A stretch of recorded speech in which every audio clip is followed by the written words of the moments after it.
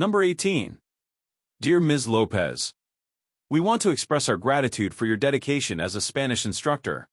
With exceptional teaching skills, you have significantly improved our students' progress and confidence in Spanish. As the year is about to end, it is time for us to reflect on your contributions and consider the renewal of your contract. Given your positive impact, we would like to offer an extension of your contract for the next academic year. We believe your continued involvement will further enhance our students' learning experience and academic achievement. We look forward to your response. Sincerely, James Martin, Principal.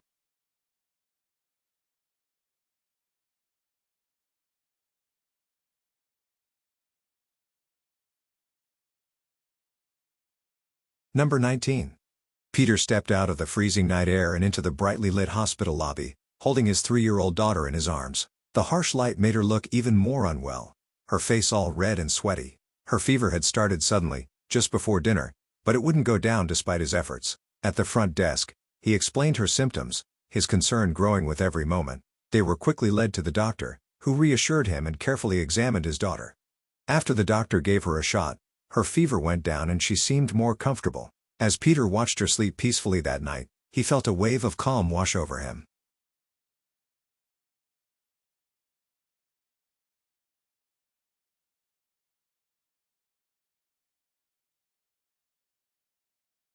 Number 20. Imagine you have the best tea in the world and you put it into a bag that's impermeable. It won't work. You just won't be able to make a cup of tea. For the tea bag to work, it needs to be porous. You need the tea and the water to come in contact with each other. In our lives too, we cannot survive and thrive in isolation. Leaders need to be careful not to build walls around themselves that prevent people from reaching out to them. As a leader, you need to be able to touch other people. The tea was meant to mix with the water. Similarly, all of us were designed to work with other people, with teams, and with society at large.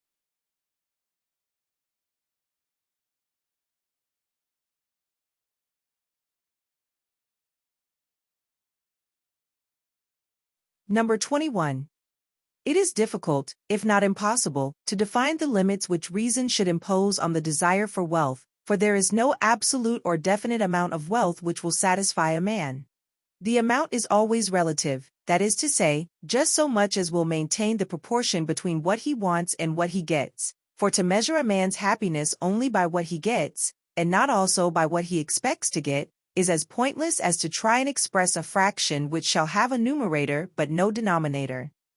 A man never feels the loss of things which it never occurs to him to ask for. He is just as happy without them, whilst another, who may have 100 times as much, feels miserable because he has not got the one thing he wants. In fact, every man has a horizon of his own, and he will expect as much as he thinks it is possible for him to get.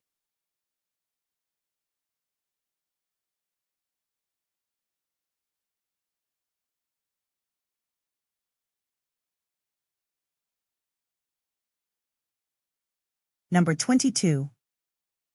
All of the restaurants are using carefully chosen words to evoke vivid mental images of delicious food and rich desserts in order to draw the potential customer to their particular establishment.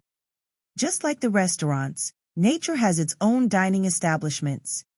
In a fashion similar to the restaurant's financial dependence upon drawing in many customers, the restaurateurs of the natural world, i.e., flowers, must also attract potential diners to sample their offerings. In the natural world, there are no neon signs or flashy words in which to market a potential meal to hungry animals. These restaurants that I am referring to are the world's flowers, and the potential guests are the host of organisms that visit flowers to obtain nectar and other valuable resources. Instead of using a written language or neon sign, they advertise their offerings just as effectively using the language of smell.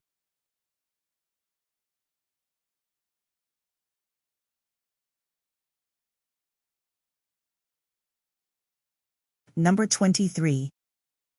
Would you rather receive $1,000 in a year or $1,100 in a year and a month? Most people will opt for the larger sum in 13 months. Where else will you find a monthly interest rate of 10%? A wise choice, since the interest will compensate you generously for any risks you face by waiting the extra few weeks. Second question.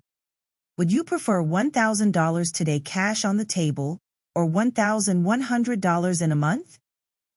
If you think like most people, you'll take the $1,000 right away. This is amazing. In both cases, if you hold out for just a month longer, you get $100 more. In the first case, it's simple enough. You figure, I've already waited 12 months, what's one more? Not in the second case.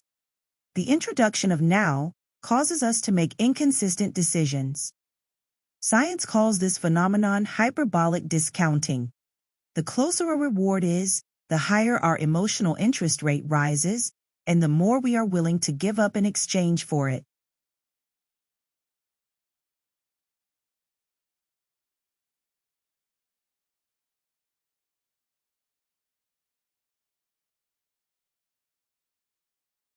Number 24.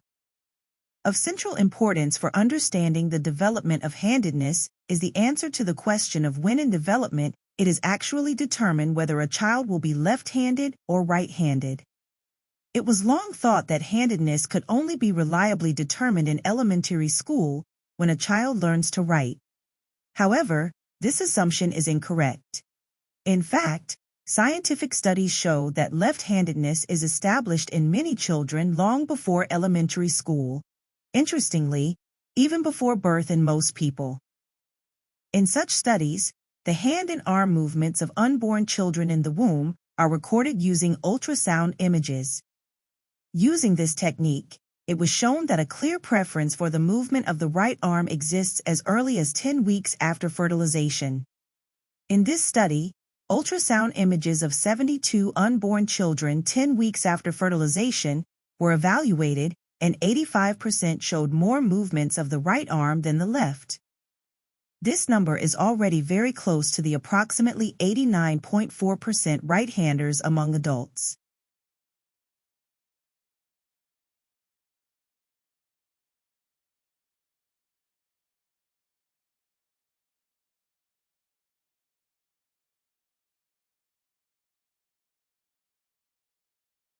Number 29. In art, there are a number of ways to use perspective to obtain the illusion of depth, including using colors and graduated values of black and white, and accurately drawing the subject by applying the rules of the geometric system of perspective. In order to achieve perspective, you must make a number of observations. The forms or objects that you draw on a flat surface actually have depth and dimension in real life. As you view them and place their shapes and forms on a drawing surface, try to represent that depth to make the objects appear realistic and three-dimensional. Objects appear differently when viewed from various positions. Because of this, it's important to establish the viewpoint and stick with it. When observing a subject, you see depth and three dimensions. When you draw this subject onto a flat surface as it appears to the eye, you are drawing in perspective.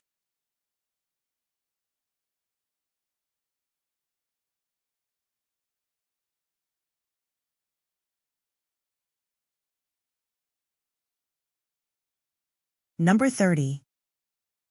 Low oil prices are a good thing because it means lower energy costs of production for the majority of industries, not least the automobile and the logistics industries.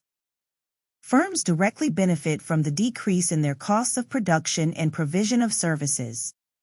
This has the effect of stimulating the aggregate supply and provides a stimulus for growth. Conversely, a sudden rise in oil prices due to a shrink in oil production is never good news, even though it definitely gives a big boost to the energy sector. A look through the history of oil price fluctuations confirms this notion, as this has been the subject of much economic research. Following an oil price jump of 10% due to a contraction in supply, an economy, as typified by the U.S. economy, typically sees its output, GDP, slowed by close to 1 percentage point. For a $15 trillion economy, that is a loss of $150 billion in potential wealth or economic growth. Conversely, there has never been much concern with oil price decreases following an excess in its supply.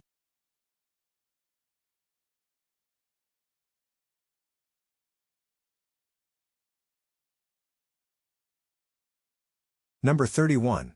We might forget an anecdote about a stranger because it makes few connections with our existing associations, but we won't forget a piece of gossip about our cousin. There's one complex network that is larger and quicker to access than all others: the self. We've been thinking about ourselves in our whole lives. In fact, there were entire years during junior high when we weren't capable of thinking about much else. So if a new piece of information has something to do with us, it will be more easily and thoroughly processed. It hits even closer to home than our actual home. We can take a vacation away from our home, but not from ourselves. The most effective communicators find ways to make the abstract personal. Consider the warning that law schools give to motivate first-year law students concerning the rigors of their program. Hearing that the first-year dropout rate is 33% is an abstract statistic. Look to your left, look to your right. One of the three of you won't be joining us next fall wakes up the self.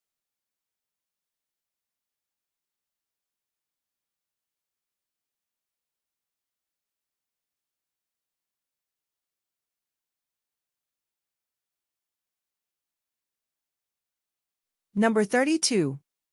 Steve Jobs used analogy to get people to embrace the new technology. Before computers, people worked in a physical world.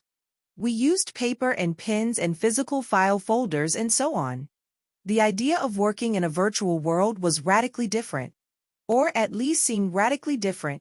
What Jobs understood was that a physical office was fundamentally similar to a virtual office. To win over the masses, Jobs drew strong analogies between the traditional workplace people knew well with the new, unfamiliar virtual workplace. In the pre-computer workplace, when ideas were written on paper, it was called a document. When those documents needed to be stored, they were put in a folder. And those folders were kept on a desk. Documents, folders, and desktops are the terms we use in our virtual work because Steve Jobs understood that using familiar terms would make the new technology easier to understand. The parallels between the physical and virtual workplace now seem obvious.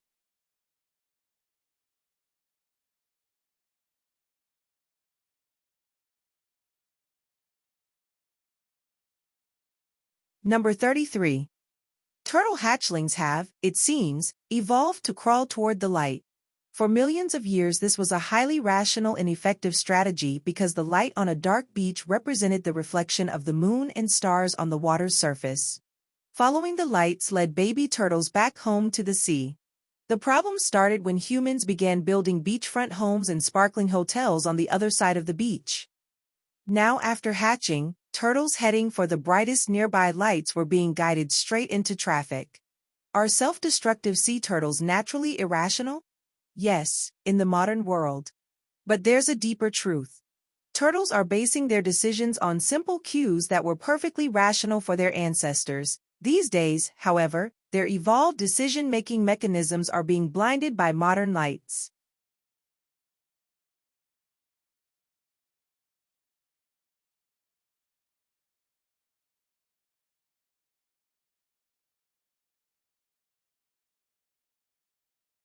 Number 34.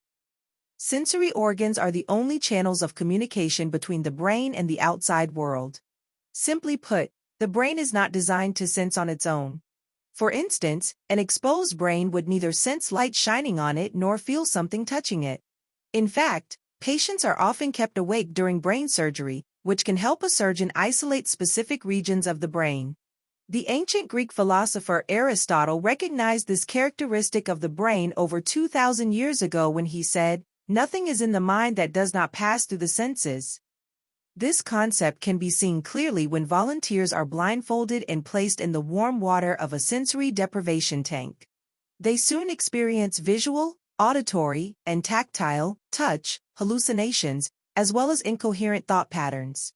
From these experiments and others, it is apparent that we need constant input from our senses to carry out functions that give us personality and intellect.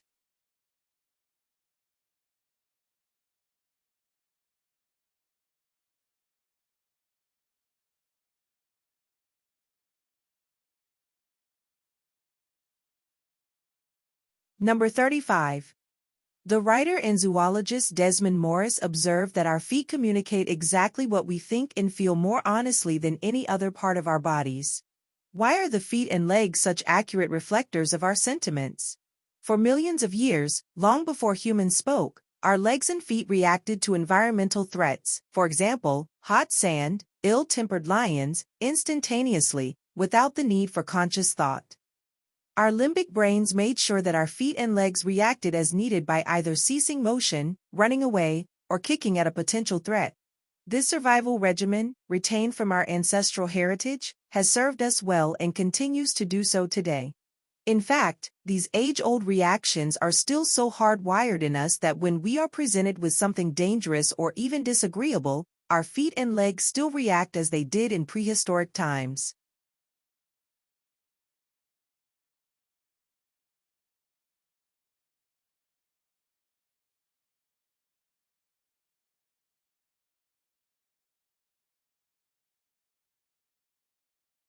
Number 36. The transition from an oral culture, in which knowledge was handed down through stories, songs, and apprenticeships, to a literate one, based on the written word, was held back for centuries by the lack of suitable writing material. Stone and clay tablets were used, but they were prone to fracture and were bulky and heavy to transport. Wood suffers from splitting and is susceptible to decay. Wall paintings are static and space is limited. The invention of paper, said to be one of the 4 great inventions of the Chinese, solved these problems, but it wasn't until the Romans replaced the scroll with the codex, or, as we call it now, the book, that the material reached its full potential. That was 2,000 years ago, and it is still a dominant form of the written word. That paper, a much softer material than either stone or wood, won out as the guardian of the written word is a remarkable materials story.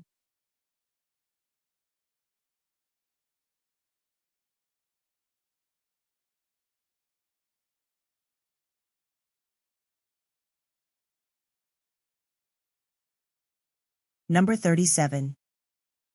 A reason for a conclusion is very unlikely to consist in a single claim. No matter how we might state it in shorthand, it is analytically a complex interaction of many ideas and implications. But is our analysis of the situation clearly expressed in just one statement? Hardly. The conclusion is about universities and free education, while the reason introduces some new ideas, economic benefit, and a well-educated population. The reason must be broken down into a chain of more precise premises.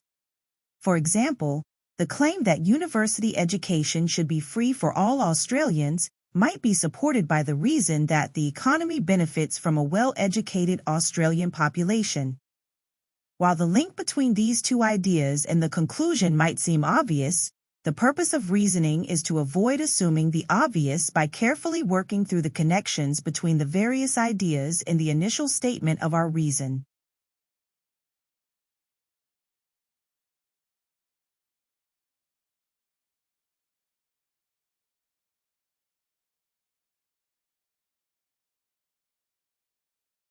Number 38. The word migration is almost always reported in the popular media and even in scientific literature as a problem or a crisis. For example, migrants are assumed to overcrowd cities, clog up labor markets, and increase poverty. The other questionable assumption is that most migration is involuntary, people fleeing natural or man-made disasters. The reality, however, is more complex, and many migrants are simply seeking greater economic opportunity. Of course, migration can and does create social and economic problems. But migration can also be a solution for many pre-existing problems. For example, outmigration generally redistributes workers from places of labor surplus to areas where there is greater demand or more opportunity. Migration is generally selective of persons who are younger, healthier, more flexible, and more willing to endure hardship in hopes of a better life relative to their prospects in their places of origin. Most research that examines long-term outcomes of migration, including remittances and intergenerational mobility, finds positive long-term effects on places of origin and destination.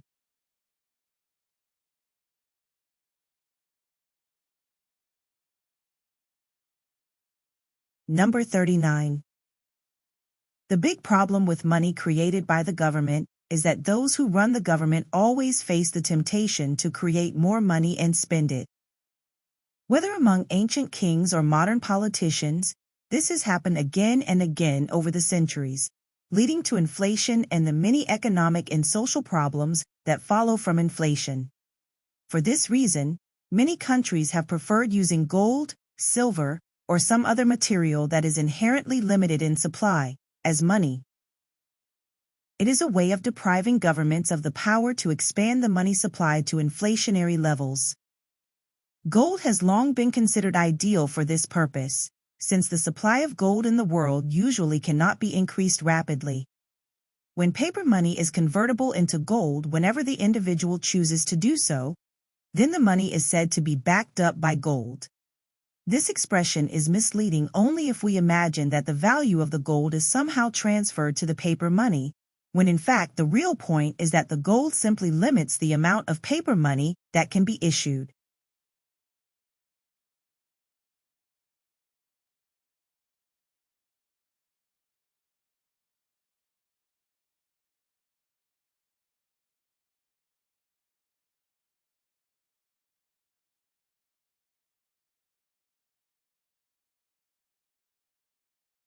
Number 40.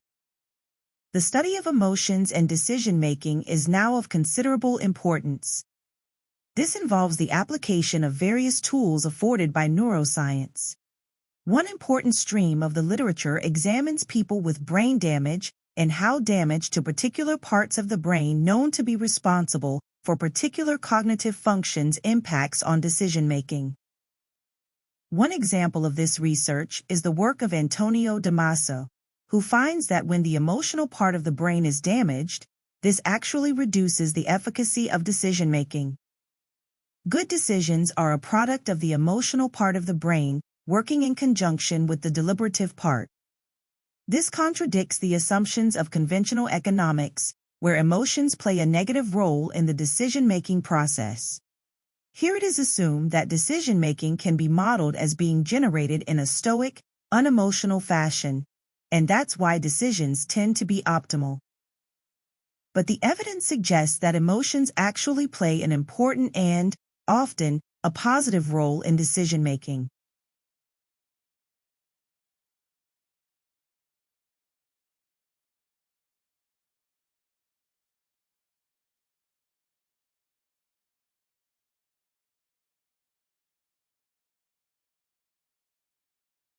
Number 41 and 42.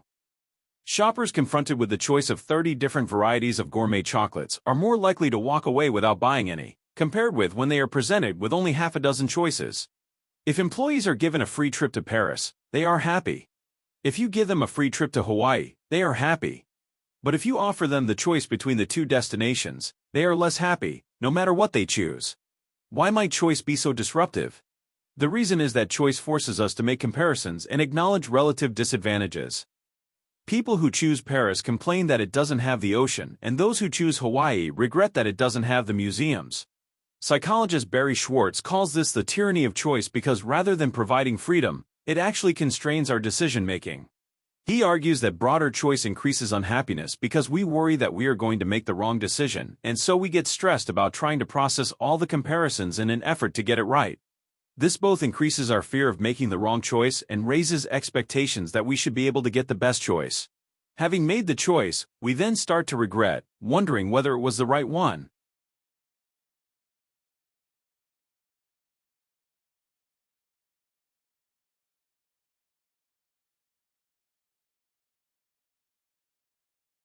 Number 43, 44 and 45. As the train pulled into a quiet countryside station, the gentle chatter of passengers filled the air. Linda was excited to finally visit her grandparents after 2 years.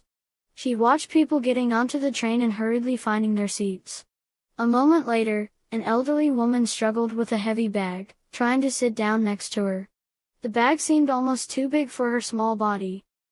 Linda hesitated, unsure if the elderly woman would want her help. But soon, she chose to assist the woman. "Let me help you with your bag," she said. Before she could reach the bag, The elderly woman suddenly lost her balance and fell down. She lay on her back, and her face was pale. Linda froze for a moment, feeling the urgency of the situation. She quickly knelt down beside the fallen woman, as a few people rushed over. Linda carefully tapped the elderly woman's shoulder to check if she was all right. The woman groaned softly, trying to gather her strength. Linda moved closer, sliding a hand under the woman's back. As the woman's eyes slowly opened, she reassured her softly, "It's okay, just relax for a moment." Linda helped the woman sit up slowly, then guided her back to her seat. As the situation settled, people around went back to their seats. As the elderly woman finally calmed down, she looked at Linda with a smile. "I'm so sorry," she said. "I have low blood pressure, and the sudden movement of the train must have made me feel dizzy. Thank you so much for helping me." Linda nodded gently in response, then turned her gaze back to the peaceful countryside scene. She thought that no matter how unsure she might feel, even the smallest act of help is much better for someone in need than doing nothing.